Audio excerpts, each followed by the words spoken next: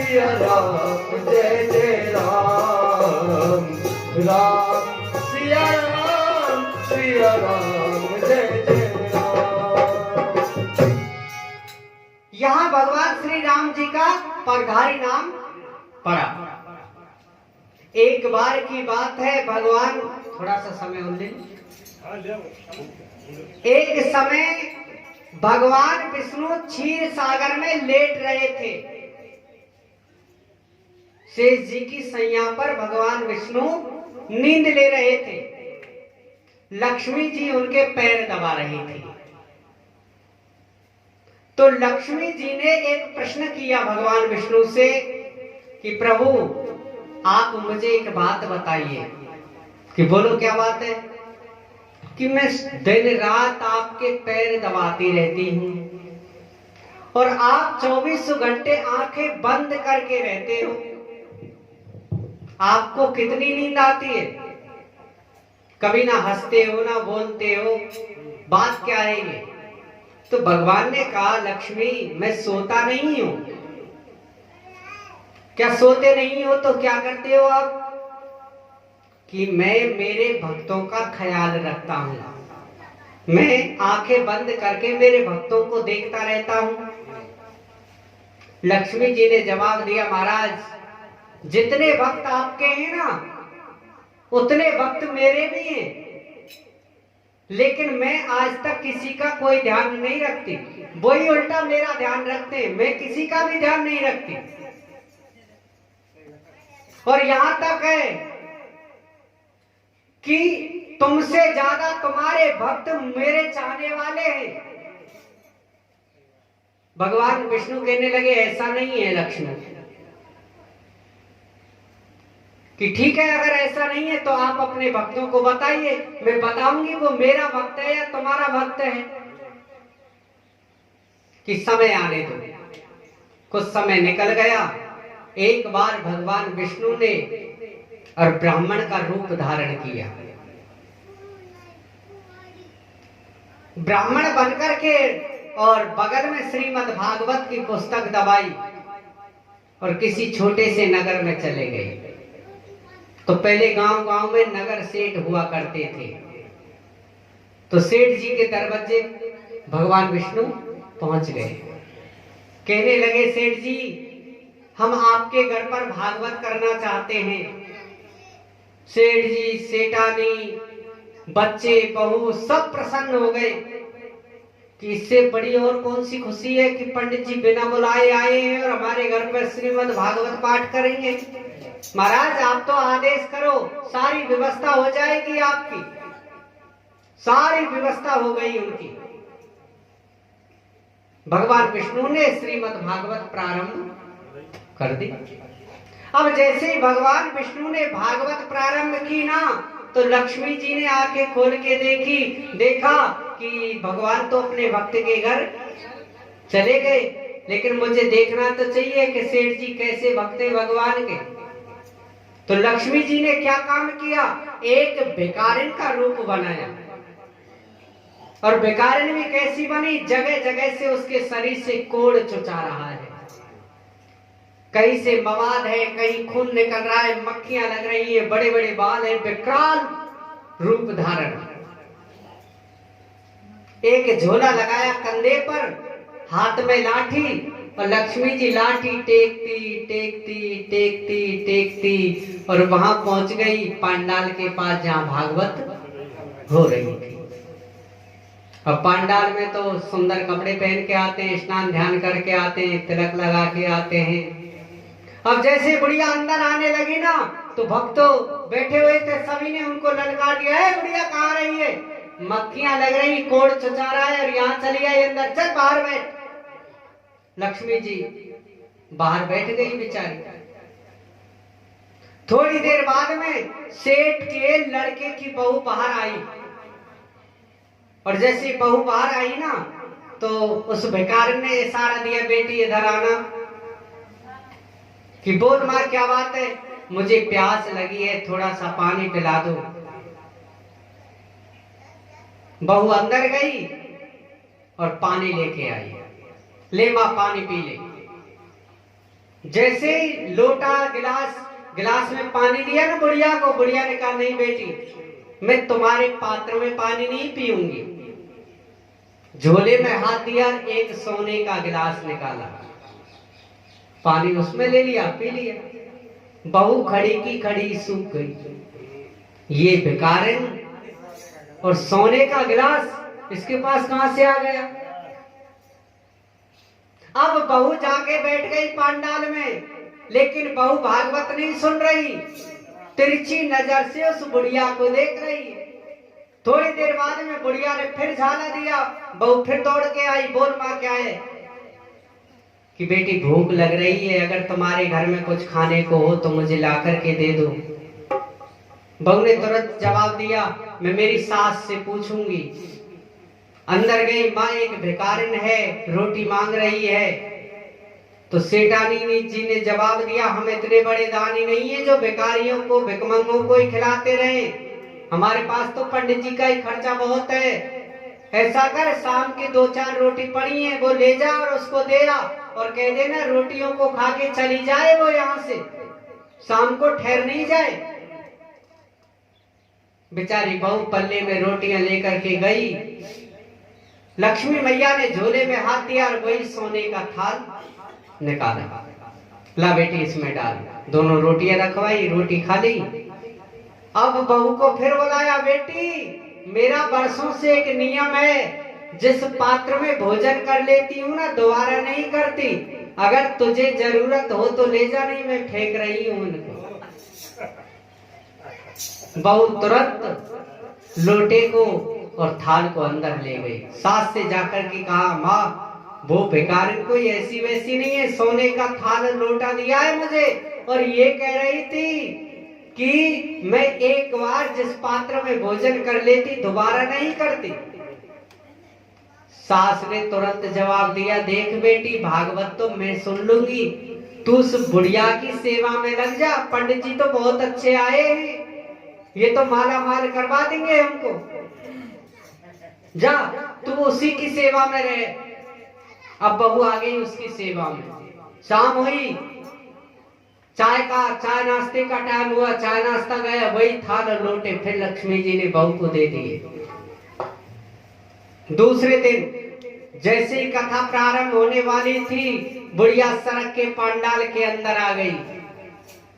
अब कोई उससे ये नफरत नहीं कर रहा है, क्योंकि सेठ जी की अनुमति है।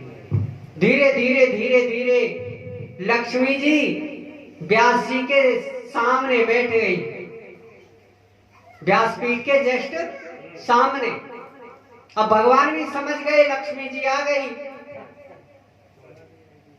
2 बजे तक कथा सुनी। 2 बजे के बाद जब लंच हुआ ना तो वो बुढ़िया बाहर आ गई। बहू भी पीछे से आई, माँ तू कहाँ जा रही है? बेटी मैं नहीं रहूंगी तुम्हारे घर में, जा रही हूं मैं तो। कि क्यों, क्या हो गया? तुम्हारी सेवा में कोई कमी है? कि तुम्हारी सेवा में कोई कमी नहीं है, लेकिन तुम्हारे सेठ जी को बुलाओ, मैं उसको बताऊंगी कि कमी कौन सी है। सेठ जी को बुलवाया। सेठ जी ने पूछा, बुढ़िया मैया क्या बात है, क्यों जा रही है तू? तेरी सेवा में पूजा में कोई कमी है? कि नहीं सेठ कोई कमी नहीं है, लेकिन एक कमी है। वो कमी कौन सी है? कि जो तुम्हारे कथावाचक महाराज है ना, ये बढ़िया नहीं है, ये ठीक नहीं है। कि क्या कमी है? कथा तो बहुत अच्छी कह रहे हैं। कि तुम्हें पता नहीं है बेटा, आज मैं इनके सामने बैठ गई थी, 2 घंटे कथा की इन्होंने, लेकिन 2 घंटे ये मुझे देखते रहे, दूसरे की तरफ तो इन्होंने नजर भी नहीं डाली। और ये का हिसाब मुझे अच्छा नहीं लगा, मैं तो जा रही हूँ। सेठ जी ने कहा, माँ तुम कोई बात की चिंता मत करो, मैं महाराज से कह दूंगा, वो आपकी तरफ नहीं देखेंगे। लंच चल रहा था। सेठ जी अंदर आए व्यास जी के पास, कहने लगे महाराज आपके सामने एक भिखारिन बैठी थी ना, यहाँ बैठी थी, कि आप उसकी तरफ मत देखा करो। भगवान मन ही मन सोचने लगे, मैं काय को देख रहा हूँ, वही देखती है मेरी तरफ, मैं क्यों देखूंगा उसकी तरफ। शाम को कथा हुई, फिर बुढ़िया बाहर निकली कि महाराज मैं तो जा रही हूँ। कि क्यों? क्योंकि तुमने कह दिया, जब भी नहीं मानता ये, जब भी मुझे ही देख रहा था। अब या तो तुम्हारे घर में पंडित जी रहेंगे या फिर मैं रहूंगी। और रहेगा कौन? सेठ जी आए तुरंत, उन्होंने कहा महाराज देखो आपकी भागवत हो गई, जो भी आपको दान दक्षिणा चाहिए वो ले जाओ और यहां से जाओ। भगवान विष्णु ने बहुत समझाया, लेकिन सेठ जी ने एक बात नहीं मानी, विदा कर दिया। पंडित जी तो बेचारे अधूरी भागवत लेकर के चले गए। कुछ दूर जब पंडित जी चले गए तो लक्ष्मी जी ने सेठ जी को, सेठानी को, सेठ की बहू को, सभी को बुलवाया और कहा उनसे, मैंने तुमसे क्या कहा था कि मैं जब तक रहूंगी तुम्हारे घर में, जब तक कथा होगी, और जिस दिन कथा बंद हो जाएगी मैं भी चली जाऊंगी।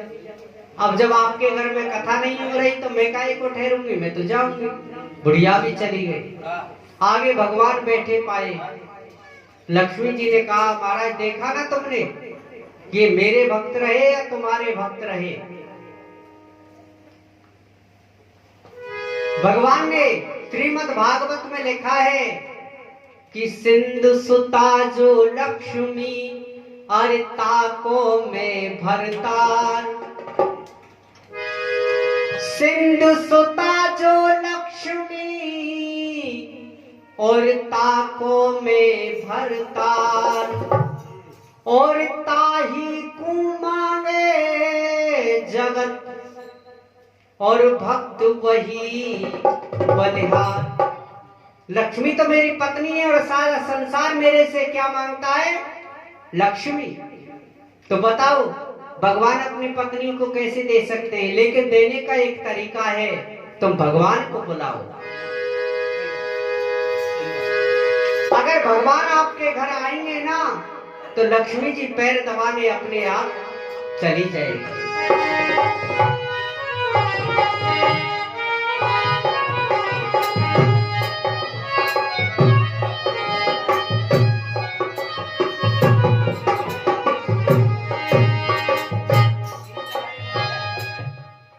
अरे राम जी की राम जाने और राम जी की माया,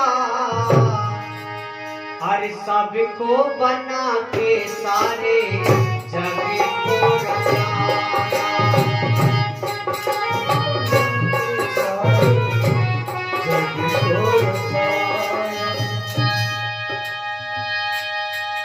ओ राम जी की राम जाने, राम जी की राम जाने, राम जी की माया, सबको रचा के सारे जग को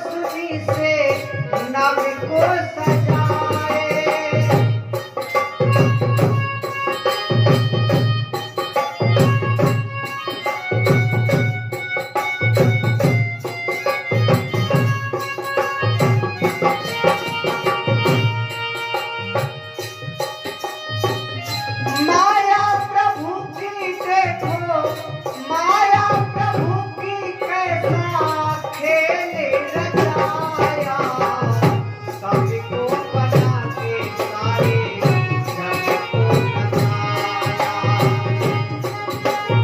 आके सारे जग को बताया, आके सारे जग को बताया।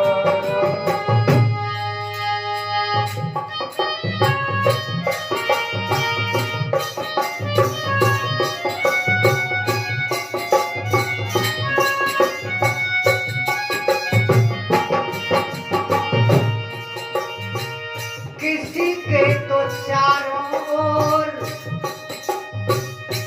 भगवान की माया बड़ी विचित्र है।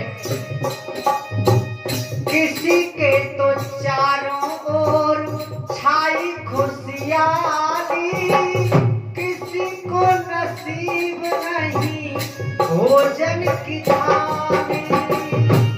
क्या बात है?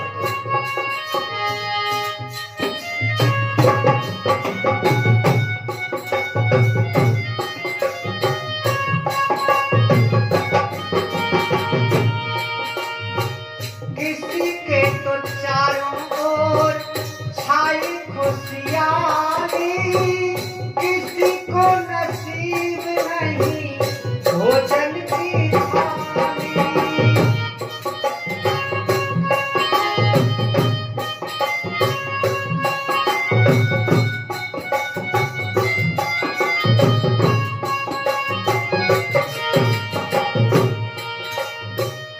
माया नटी ने कैसा, माया नटी ने कैसा खेल रचाया, सबको बना के सारे जग को नचाया। सबको बना के सारे जग को बताया, सबको बना के सारे जग को बताया।